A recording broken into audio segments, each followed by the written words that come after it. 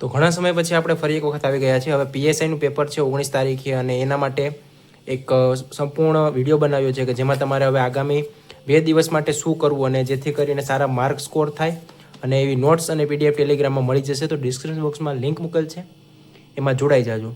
તો સૌથી પહેલાં આપણે વાત કરીએ સિલેબસની. તો સિલેબસ તો તમને બધાને ખબર જ હોય છે કે પીએસઆઈમાં મેથ્સમાં 50 માર્ક છે, રિઝનિંગમાં 50 માર્ક છે, બંધારણમાં 25 માર્ક, જાહેર પ્રશાસન અને બંધારણ 25 માર્ક છે, હિસ્ટ્રી, જિયોગ્રાફી અને કલ્ચર 25 માર્ક છે, કરંટ અફેર અને જીકે 25 માર્ક છે, સાયન્સ એન્ડ પર્યાવરણ 25 માર્ક છે. ટોટલ 200 માર્ક છે. એમાંથી હવે કેવી રીતે તમારે તૈયારી કરવાની છે. હવે લાસ્ટ તમારી પાસે ઝાઝા સમય નથી અને માત્ર 2 દિવસ છે અને 2 દિવસમાં તમે કેવી રીતે સારો સ્કોર કરવાની તૈયારી કરી શકો છો. સિલેબસ જેમને પૂરો થઈ ગયો એમના માટે આ વિડીયો છે. રિવિઝન પૂરું થઈ ગયું, મોક ટેસ્ટ આપી દીધી, હવે તમારે અત્યાર સુધી જે તમારે પ્રયત્ન કરવાના હતા એ બધા પ્રયત્ન તમે કરી લીધા. હવે ટાઈમ છે તમારે દશેરાના દિવસે ઘોડું દોડાવવાનું, એટલે કે પરીક્ષાના દિવસે તમારું સારા માર્કનો સ્કોર કરવાનો. તો એના માટે આપણે જોઈએ સૌપ્રથમ તો કરંટ અફેરમાં તમારે 7 મહિનાનું આઈએમપી કરંટ અફેર 1 લાઈન આપણે જે ટેલિગ્રામમાં મૂકેલ છે તો નીચે તમને લિંક મળી જશે, એમાં જોડાઈ જાજો. આઈએમપી છે એનામાં 1 લાઇનર છે, બધું આવી જશે, યોજનાઓ આવી જશે, સાયન્સ એન્ડ ટેક પણ આવી જશે. તો હવે આપણે જે વાત કરવાના છે શું ધ્યાન રાખવાનું છે, ઇમ્પેક્ટ શું પડશે તમારે જે પેપર આપવા બેઠશો એમાં કયા કયા ટોપિક તમારે ખાસ કરીને ધ્યાન રાખવાના છે અને એમાં તમારે ભૂલ નથી કરવાની. તો સૌથી પહેલાં આપણે વાત કરીએ મેથ્સ એન્ડ રિઝનિંગ. તમને ખબર હોય તો છેલ્લા સમયમાં તમારે સૌથી ઉપયોગી છે સૂત્રો અને ઘડિયા. આ ખાસ કરીને કરી લેજો. મેથ્સ રિઝનિંગમાં ટોપિક પૂછાય એ વાત અલગ છે, પણ સૂત્રો અને ઘડિયા કરી લેજો, જેથી કરીને તમારો ટાઈમ બચે. જે તમારી પાસે સમય છે, સમય કેટલો આપવામાં આવશે તમારી પાસે, જે 3 કલાકનો સમય છે પહેલાં જે પેપર માટે, પેપર 1માં, અને ત્યારબાદ મેન્સ માટેનો પેપરનો અલગ છે સમય 3 થી 6. તો એના માટે સૂત્રો અને ઘડિયા ખાસ કરીને કરી લેજો. આ તમારે ટાઈમ સારો એવો બચત કરશે. ત્યારબાદ સરેરાશ છે, ટકાવારી છે, નફો અને ખોટ છે, બહુપદી છે, ગુણોત્તર પ્રમાણ છે, સાદુરૂપ છે.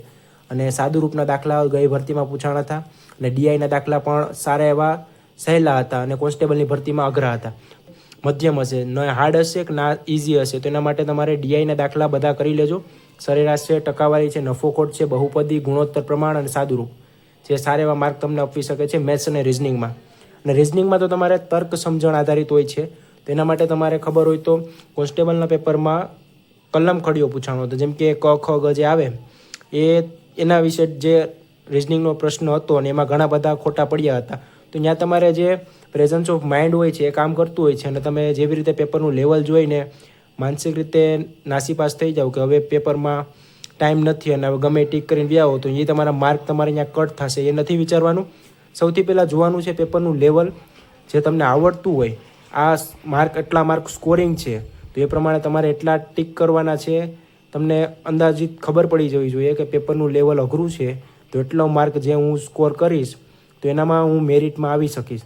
તો એના માટે તમારે જે સહેલા પ્રશ્નો તમને આવડતા હોય એ પહેલાં ટીક કરી લેવાના છે.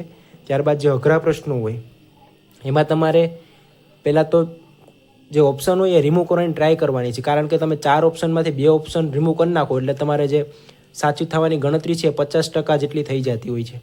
તો એના માટે તમારે ઓપ્શન સિલેક્ટ કરવા, કયા પ્રશ્નો સાચા પડવાના છે એ સિલેક્શન કરવું. જ્યાં તમે અત્યાર સુધી પ્રેક્ટિસ કરી હોય, મોક ટેસ્ટ આપ્યું હોય અને તમારે પરીક્ષાના દિવસે તમે નાસીપાસ થઈ જાઓ અને જવાબ ખોટા કરીને આવો ટીક તો એ તમે મેરિટમાંથી બહાર થઈ શકો છો.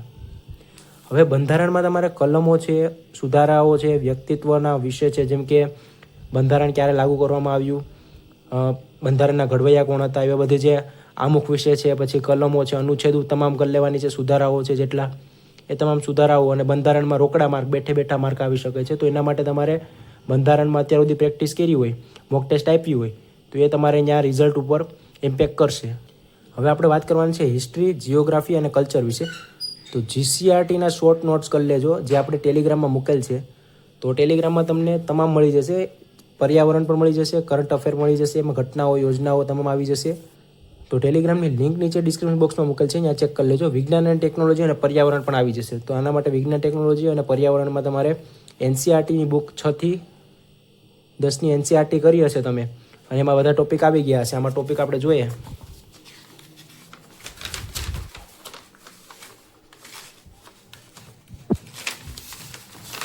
વિજ્ઞાન ટેકનોલોજીના જે ટોપિક છે એ તમામ આપણે ખાસ કરીને પીડીએફ ટેલિગ્રામમાં મૂકવાના છે સાંજે, તો ચેક કરી લેજો તમે. નીચે તમને લિંક મળી જશે.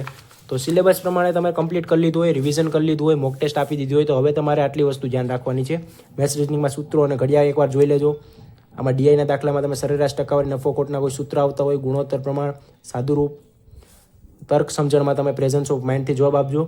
વિચારજો, ખોટા પેપરનું લેવલ જોઈને નાસીપાસ નહીં થઈ જતા. બંધારણમાં કલમો, સુધારાઓ અને વ્યક્તિત્વ વિશે કોઈ હોય વાત તો પ્રશ્નો તમે યાદ કરી લેજો, વન લાઇનર. હિસ્ટ્રી, જીઓગ્રાફી, કલ્ચરમાં આપણે નોટ્સ મૂકેલી છે, એ વાંચી લેજો. ટેલિગ્રામમાં કરંટ અફેર મૂકી દેલ છે, એકવાર વાંચી લેજો. બીજું તો આપણે મેન્સ વિશેની વાત કરીએ તો મેન્સમાં તમને ખબર હોય તો નિબંધ ક્યાં ક્યાં આઈએમપી છે એ આપણે મૂકી દઈશું ટેલિગ્રામમાં. એટલે આપણે વધારે પડતો સમય નથી બગાડતા ઉમેદવારનો. એ માટે તમે બધું ટેલિગ્રામમાં મળી જશે, પીડીએફ પણ મળી જશે, આ બધી નોટ્સ પણ મળી જશે. તો એના માટે ટેલિગ્રામમાં ફટાફટ જોડાઈ જાજો. ત્યારબાદ જે ગદ્ય સમીક્ષા છે, અહેવાલ લેખન છે, પત્ર લેખન છે, માળખું ન વિખાવવું જોઈએ. આ બધામાં તમારે ખાસ કરીને ધ્યાન રાખવાનું છે કે માળખું ન વિખાવવું જોઈએ. ક્યાં તમારે હોદ્દો આપવાનો છે, ક્યાં પછી વિનંતીવાળું પત્ર હોય તો એમાં તમારે એવી રીતે લખવાનું છે. હવે નિબંધમાં ક્યાં ક્યાં કરવાના છે પીએસઆઈની પરીક્ષા માટે મેન્સમાં અત્યંત ઉપયોગી નિબંધ એવા માટેની વાત કરું છું, જે અત્યંત ઉપયોગી છે અને તમારે માર્ક આપી શકે છે. એના માટેની તૈયારી તમે છેલ્લા દિવસોમાં ખાલી માત્ર વાંચી લેજો.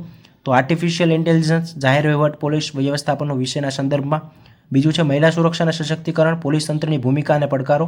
ત્રીજું છે સાયબર ક્રાઇમ અને ડિજિટલ સુરક્ષા ક્ષેત્રે પોલીસ તંત્રની ભૂમિકા. ચોથું છે સમાજમાં પોલીસની વિશ્વસનીયતા અને પડકારો. પાંચમું છે જળ સંકટ અને જળ સંવર્ધન. છઠ્ઠું છે જાહેર વ્યવસ્થામાં ભ્રષ્ટાચાર. સાતમું છે આબોહવા પરિવર્તન અને તેના સામાજિક અને આર્થિક પ્રભાવ. આઠમું છે વિકસિત ભારત 2047 સુધીનો વિકાસનો માર્ગ. નવમું છે ડિજિટલ ક્રાંતિ અને ભારત, તકો અને પડકારો. અને 10મું છે આધુનિક યુગમાં નૈતિક મૂલ્યોનું મહત્ત્વ.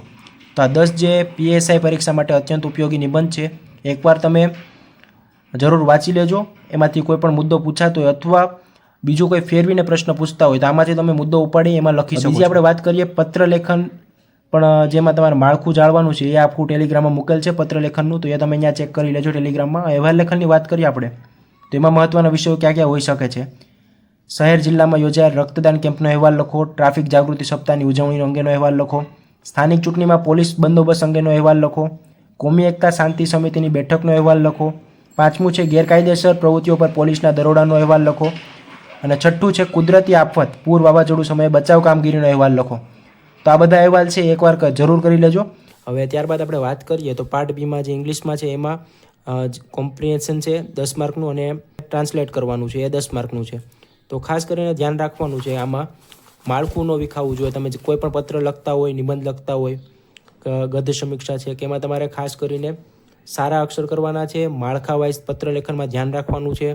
હોદ્દો, વિનંતી છે, કેના વિશે પૂછવામાં આવ્યું છે, એ તમામ વસ્તુ બાબત ધ્યાન રાખીને લખવાનું છે. એના માટે તમને 3 કલાક મળશે. તો એ 3 કલાકમાં તમારે સમયને અનુરૂપ આખું મેન્સમાં લખવાનું છે. જે લોકો માત્ર કોન્સ્ટેબલને ટાર્ગેટ કરી રહ્યા છે તો પણ એકવાર મેન્સનો અનુભવ કરવા જરૂર જજો. તો આશા છે કે તમને આજના વિડીયોમાં ઘણું બધું જાણવા અને જે પેપર છે પીએસઆઈનું એમાં તમારે ખાસ કરીને જવાબ પેપરનું લેવલ જોઈને તમે ચેક કરી લેજો કેટલા માર્ક સ્કોરિંગ હશે મેરિટમાં આવવા માટે. તો એ પ્રમાણે તમે ટીક કરીને આવજો. ખોટા પણ જવાબ નથી આપવાના, કારણ કે માઇનસ થશે માર્ક તમારા. એના કારણે માઇનસના કારણે તમે મેરિટમાંથી નીકળી જશો. એટલે એના માટે ધ્યાન રાખજો. તમામ ઉમેદવારો અને જે લોકો તૈયારી કરી રહ્યા છે તમામને ઓલ ધ બેસ્ટ. મળીએ આપણે પીએસઆઈ ત્યારબાદ કોન્સ્ટેબલનું જે પેપર આવશે એ વિશે વિડીયો બનાવીશું. ત્યાં સુધી ચેનલ પર બન્યા રહો, ટેલિગ્રામમાં જોડાઈ જાજો. જય હિન્દ, જય ભારત.